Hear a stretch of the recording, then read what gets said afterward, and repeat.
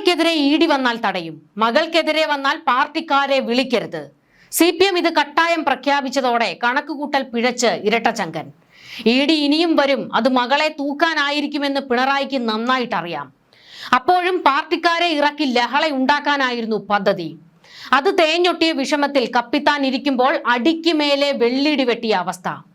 വിജയന്റെ മകൾക്കെതിരെ മാത്രമല്ല, മകനെതിരെയും അന്വേഷണം വേണമെന്ന ആവശ്യവുമായി കോൺഗ്രസ് BJP കൂട്ടർ സൈബറിടം കത്തിക്കുന്നു. പിണറായിക്ക് ദുബായിൽ അനധികൃത സമ്പാദ്യമുണ്ടെന്നും മകൻ വിവേകിന്റെ അബുദാബിയിലെ കാര്യങ്ങളെക്കുറിച്ചും അന്വേഷണം വേണമെന്നൊക്കെയാണ് ഇപ്പോൾ BJPയും അതുപോലെ കോൺഗ്രസ് കൂട്ടരും പറയുന്നത്. വീണയ്ക്ക് പിന്നാലെ ഇഡി കൂടിയതിൽ വിറച്ചു നിൽക്കുന്ന പിണറായിക്ക് അടുത്ത പണിയും കിട്ടിയിരിക്കുകയാണ്. വിവേകിന് മുൻപ് ഇഡി സമൻസ് അയച്ചിട്ടുണ്ട്. ഇതെല്ലാം ഇപ്പോൾ കുത്തിപ്പൊക്കുകയാണ് ഒരു കൂട്ടർ. പിണറായി കുടുംബത്തോടെ പ്രതിരോധത്തിലേക്ക്. പിണറായി മുഖ്യമന്ത്രിയായിരുന്ന കാലം തൊട്ട് ദുബായ് സന്ദർശനം വിവാദങ്ങളിൽ വരാറുണ്ട്. വിദേശത്ത് എവിടെ പോയാലും പോകുന്ന വഴിക്കോ അല്ലെങ്കിൽ തിരിച്ചു വരുന്ന വഴിക്കോ ദുബായിക്ക് ഇറങ്ങുന്നത് പിണറായിയുടെ ഒരു ശീലമാണ്. ഇതോടെയാണ് പിണറായി കേരളത്തെ പിഴിഞ്ഞുണ്ടാക്കിയതെല്ലാം ദുബായിൽ അമുക്കിയെന്ന് ട്രോളും പരിഹാസവും ഒക്കെ എത്രയോ തവണ വന്നിട്ടുണ്ട്. സ്വർണ്ണക്കടത്ത് കേസുമായി ബന്ധപ്പെട്ടും പിന്നീട് ലൈഫ് മിഷൻ പദ്ധതിയുമായി ബന്ധപ്പെട്ടൊക്കെയും ദുബായ് പിണറായിക്ക് സ്ഥിരം വള്ളിയായിട്ടുണ്ട്. ഏതായാലും പിണറായി വിജയന്റെ വിദേശ ബന്ധങ്ങളെക്കുറിച്ച് അന്വേഷണം വേണമെന്ന ആവശ്യം മുറുകുകയാണ്. മാസപ്പടി മുതൽ കട്ടതെല്ലാം പോയ റൂട്ട് തപ്പിയാൽ ദുബായ്, അബുദാബി, അമേരിക്ക ഇവിടേക്കെല്ലാം എത്തുമെന്ന പരിഹാസം സൈബറിടത്തിൽ നിറയുന്നത് പിണറായിക്ക് അത്ര നിസ്സാരമായി എടുക്കാൻ കഴിയില്ല. കാരണം ഈ വഴിക്ക് എങ്ങാനും ഒരു അന്വേഷണം പോയാൽ പിണറായിക്ക് പിടി വീഴുമോ എന്നുള്ളതാണ്.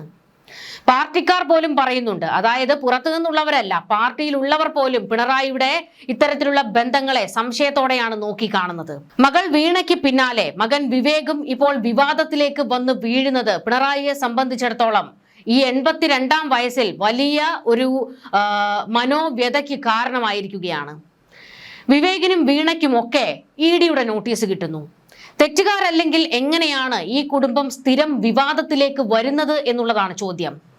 പിണറായിയെ വേട്ടയാടുന്നതിന് വേണ്ടിയാണ് മക്കളിലേക്ക് തിരിയുന്നത് എന്ന് പാർട്ടി പറയുന്നു. അതായത് മക്കളിലൂടെ പിണറായിയിലൂടെ പാർട്ടിയെ ലക്ഷ്യമിടുന്നു എന്നാണ് പാർട്ടിക്കാർ പിണറായിക്ക് പ്രതിരോധം തീർക്കുന്നത്. എങ്കിൽ എങ്ങനെയാണ് സർക്കാർ പദ്ധതിയുമായി ബന്ധപ്പെട്ട് ഇരുവരുടെയും പേരുകൾ വരുന്നത്? ലൈഫ് മിഷനുമായി ബന്ധപ്പെട്ട അഴിമതിയിൽ വിവേകിന് നോട്ടീസ് വന്നതെന്നാണ് വിവരം. ഇത് കൂടാതെ AI ക്യാമറകൾ വെച്ചതുമായി ബന്ധപ്പെട്ടും വിവേകിന്റെ പേര് വന്നിരുന്നു. അതായത് AI ക്യാമറ വെച്ചതിന് പിന്നിൽ വലിയ അഴിമതി നടന്നിട്ടുണ്ടെന്നും കോടികളുടെ അഴിമതിയാണ് ഇതിന് പിന്നിൽ നടന്നതെന്നും വിവേകിന് ഇതിൽ അറിവുണ്ട് എന്നൊക്കെ ആയിരുന്നു അന്ന് വലിയ വിവാദങ്ങൾ വന്നത്. വീണയ്ക്ക് മാസപ്പടിയിൽ. ഇത് കൂടാതെ സ്പ്രിംഗ്ലറുമായി ബന്ധപ്പെട്ടും വീണയുടെ എക്സാലോജിക് എന്ന കമ്പനിയും വന്നു. സർക്കാർ പദ്ധതികളിലും സർക്കാർ സ്ഥാപനങ്ങളുമായി ബന്ധപ്പെട്ടാണ് പിണറായിയുടെ മക്കളുടെ പേരുകൾ വിവാദങ്ങളിലും ആരോപണങ്ങളിലും വരുന്നത്. ഇതിൽ തെറ്റുകാരല്ല എങ്കിൽ അന്വേഷണം നടത്തി സത്യം പുറത്തു കൊണ്ടുവരട്ടെ. അല്ലാതെ അന്വേഷണത്തിന് എത്തുന്ന ഉദ്യോഗസ്ഥരെ മുഷ്ടി ചുരുട്ടി നേരിടും എന്നുള്ളത് ഭയം കൊണ്ടാണ്. മുൻപ് മകന് ഇഡി നോട്ടീസ് വന്നപ്പോൾ പിണറായി പറഞ്ഞതുകൂടി നമുക്കൊന്ന് പരിശോധിക്കാം. അതായത് പിണറായി മുഖ്യമന്ത്രിയായിട്ടിരിക്കുന്ന കാലത്തായിരുന്നു ഇഡി നോട്ടീസ് വന്നതും അത് വലിയ വിവാദമായതുമൊക്കെ. അന്ന് പിണറായി വിജയൻ പറഞ്ഞത്, മകന് ജോലി പിന്നെ വീട് എന്ന രീതിയിൽ കഴിയുന്ന ആളാണെന്നും ഒരു ദുഷ്പേരും ഉണ്ടാക്കിയിട്ടില്ല എന്നും പിണറായി പറഞ്ഞു. അതിൽ തനിക്ക് അഭിമാനമുണ്ടെന്നും ഇത്തരം പ്രചാരണങ്ങൾ കൊണ്ട് തന്നെ പ്രയാസപ്പെടുത്തി കളയാമെന്ന് ആരും കരുതണ്ട എന്നും പിണറായി വ്യക്തമാക്കിയത്. ഞാൻ എൻ്റെ പൊതുജീവിതം കളങ്കരഹിതമായി കൊണ്ടുപോകാനാണ് ശ്രമിച്ചിട്ടുള്ളത്. എനിക്ക് അഭിമാനിക്കാൻ വക നൽകുന്ന കാര്യം എൻ്റെ കുടുംബം പൂർണ്ണമായും അതിനോടൊപ്പം നിന്നു എന്നതാണ്. എൻ്റെ മക്കൾ 2 പേരും അതേ നില സ്വീകരിച്ചു പോയിട്ടുണ്ട്. നിങ്ങളിൽ എത്ര പേര് എൻ്റെ മകനെ കണ്ടിട്ടുണ്ട്? അവൻ കേരളത്തിൻ്റെ മുഖ്യമന്ത്രിയുടെ മകനാണല്ലോ. അധികാരത്തിന്റെ ഇടനാഴികളിൽ സഞ്ചരിച്ചു കൊണ്ടിരിക്കുന്ന മുഖ്യമന്ത്രിമാരുടെ മക്കളെ കണ്ടവരാണല്ലോ നിങ്ങൾ. എവിടെയെങ്കിലും കണ്ടോ എൻ്റെ മകനെ? ഏതെങ്കിലും സ്ഥലത്ത് കണ്ടോ? ക്ലിഫ് ഹൗസിൽ എത്ര മുറിയുണ്ട് എന്ന് പോലും അവൻ അറിയുമോ എന്ന് സംശയമാണ്. അതാണ് എൻ്റെ മകന്റെ പ്രത്യേകത. ഏതച്ഛനും മകനെക്കുറിച്ച് അഭിമാന ബോധമുണ്ടാകും. എൻ്റെ അഭിമാന ബോധം പ്രത്യേക തരത്തിലാണ്. ഒരു ദുഷ്പേരും എനിക്കുണ്ടാക്കുന്ന രീതിയിൽ എൻ്റെ മക്കൾ ആരും പ്രവർത്തിച്ചിട്ടില്ല. മക്കൾക്ക് നേരെ പലതും ഉയർത്തിക്കൊണ്ടുവരാൻ നോക്കിയപ്പോൾ അന്ന് ഞാൻ അതിനെ ചിരിച്ചുകൊണ്ട് നേരിട്ടില്ലേ?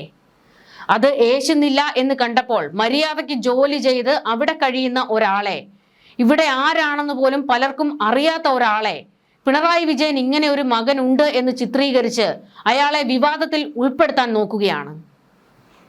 അതുകൊണ്ട് വിവാദമാകുമോ? അതെന്നെ ബാധിക്കുമോ? മകനെ ബാധിക്കുമോ? ആ ചെറുപ്പക്കാരൻ മര്യാദയ്ക്കൊരു ജോലിയിലാണ് പ്രവർത്തിക്കുന്നത്. അയാളുടെ പൊതുരീതി ജോലി പിന്നെ വീട് എന്നതാണ്. ഒരു പൊതുപ്രവർത്തന രംഗത്തും അയാളില്ല. തെറ്റായ ഒരു കാര്യത്തിനും ഇതേവരെ അയാൾ പോയിട്ടില്ല. ഒരു ദുഷ്പേരും എനിക്ക് ഉണ്ടാക്കിയിട്ടില്ല. ഞാൻ അതിൽ അഭിമാനിക്കുകയാണ്. നല്ല അഭിമാനം എനിക്കുണ്ട്. ഇതൊക്കെ ഉയർത്തിക്കാട്ടി എന്നെ പ്രയാസപ്പെടുത്തി കളയാം എന്ന് തെറ്റിദ്ധരിക്കേണ്ട. ഇതായിരുന്നു അന്ന് പിണറായി വിജയൻ പറഞ്ഞത്. പക്ഷേ ഇത് നമുക്ക് വിശദമായിട്ട് ഒന്ന് പരിശോധിക്കണം. എന്നാൽ അത്ര നിഷ്കളങ്കനാണോ വിവേക്? ഒരുപാട് വിവാദങ്ങളിൽ മുൻപ് വിവേക് ഉൾപ്പെട്ടിട്ടുണ്ട്. അതുകൂടി നമുക്കൊന്ന് പരിശോധിക്കണം. 2005 പിണറായിയുടെ മകൻ വിവേക് കിരണിന് ബർമിംഗ്ഹാം യൂണിവേഴ്സിറ്റിയിൽ പഠിക്കാൻ പോയ സമയത്ത് കേരളത്തിൽ വൻ വിവാദമുണ്ടായിരുന്നു. ഇംഗ്ലണ്ടിലെ ബർമിംഗ്ഹാം സർവകലാശാലയിൽ ബിസിനസ് മാനേജ്മെന്റ് പഠിക്കാനുള്ള ലക്ഷങ്ങൾ വിവേക് കിരണിന് എവിടെ നിന്ന് കിട്ടി എന്നതായിരുന്നു ആ ചോദ്യം. CPM വിമതരും VS പക്ഷവും ജനശക്തി മാസികയും അത് ആയുധമാക്കിയിരുന്നു. അതായത് പുറത്തു നിന്നല്ല പിണറായിക്ക് നേരെ അന്ന് വിവാദമുണ്ടായത്, പാർട്ടിക്കുള്ളിൽ നിന്നാണ്. 2001 മുതൽ 2006 വരെയുള്ള VS അച്യുതാനന്ദൻ സർക്കാരിന്റെ കാലത്ത് ഇത് വലിയ വിവാദമായി. അന്ന് പിണറായി വിജയൻ പാർട്ടി സെക്രട്ടറി ആയിരുന്നു. VSന്റെ പരോക്ഷ പിന്തുണയോടെ തുടങ്ങിയ CPM വിമതരുടെ മാസികയായ ജനശക്തിയാണ് ഈ വിവരങ്ങൾ പുറത്തുവിട്ടത്. Vivek degree പാസ്സായത് 3rd ക്ലാസ്സിലാണത്രേ. 2ാം വർഷത്തിൽ അക്കൗണ്ടൻസിക്ക് 100-ൽ കിട്ടിയത് 17 മാർക്ക്. ഇംപ്രൂവ്മെന്റ് എഴുതിയപ്പോൾ 6 മാർക്ക് കൂടി 23 ആയി. തിരുവനന്തപുരം മാറിവാനിയോസ് കോളേജിലായിരുന്നു വിവേക് പ്രീ ഡിഗ്രി പഠിച്ചത്. ജയിച്ചത് 2ാം ക്ലാസ്സോടെ. ഇതേ കോളേജിൽ തന്നെയാണ് വിവേക് ഡിഗ്രിക്കും പഠിച്ചത്. പ്രീ ഡിഗ്രിക്കും 1ാം ഗ്രൂപ്പും ഡിഗ്രിക്ക് BCom ആയിരുന്നു പഠിച്ചത്. ഡിഗ്രി നേടിയ ശേഷം വിവേക് പഠിച്ചത് കളമശ്ശേരി SCMS കോളേജിലാണ്. GPC നായരുടെ ഉടമസ്ഥതയിലുള്ളതാണ് ഈ കോളേജ്.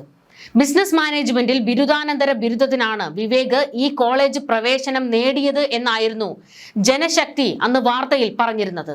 പിന്നീട് പല പണികൾ നോക്കിയെങ്കിലും ഒന്നിലും ക്ലച്ച് പിടിക്കാതെ വിവേക് പിന്നെ ബർമിംഗ്ഹാമിൽ അഡ്മിഷൻ എടുക്കുകയായിരുന്നു. 20 ലക്ഷം രൂപയാണ് ഈ കോഴ്സിനുള്ള ഫീസ്. ഈ തുക വായ്പ എടുക്കാൻ കലൂരിലെ SBT ശാഖയെ സമീപിച്ചു. 7 ലക്ഷം രൂപയ്ക്ക് മേലുള്ള തുക വായ്പ നൽകാൻ ബാങ്ക് കൊച്ചി ദേശാഭിമാനിയെയാണ് ഈടായി ആവശ്യപ്പെട്ടത്. ദേശാഭിമാനിയിലുള്ള ചിലരുടെ എതിർപ്പിനെ തുടർന്ന് ഇത് നടക്കാതെ പോയത്രേ. എന്നാൽ പിന്നീട് ഈ തുക സംഘടിപ്പിച്ച് വിവേക് ബർമിംഗ്ഹാം സർവകലാശാലയിൽ പഠനത്തിന് ചേർന്നു. ഇംഗ്ലണ്ടിലെ താമസം, ഭക്ഷണം, മറ്റ് ചെലവുകൾ എന്നിവ കൂടി കണക്കിലെടുത്താൽ ഏതാണ്ട് 1/2 കോടിക്ക് മേലുള്ള തുകയാകും ഈ കോഴ്സ് കഴിയുമ്പോൾ ആകെ ചെലവ് എന്നായിരുന്നു ജനശക്തിയിൽ വന്നത്. ഇത്രയും ഭീമമായ തുക എവിടെ നിന്നാണ് ലഭിച്ചത് എന്ന ചോദ്യം ജനശക്തി അന്ന് ഉയർത്തി. പിന്നീട് ഇത് മുഖ്യധാരാ മാധ്യമങ്ങൾ ഏറ്റെടുത്തു. ഇതോടെ വലിയ വിവാദങ്ങളിലേക്ക് കാര്യങ്ങൾ പോയി. പിണറായിയുടെ മകന്റെ വിദേശ പഠന വിവാദം ഒരു കാലത്ത് കേരളത്തിൽ വലിയ ചർച്ചയായി മാറി.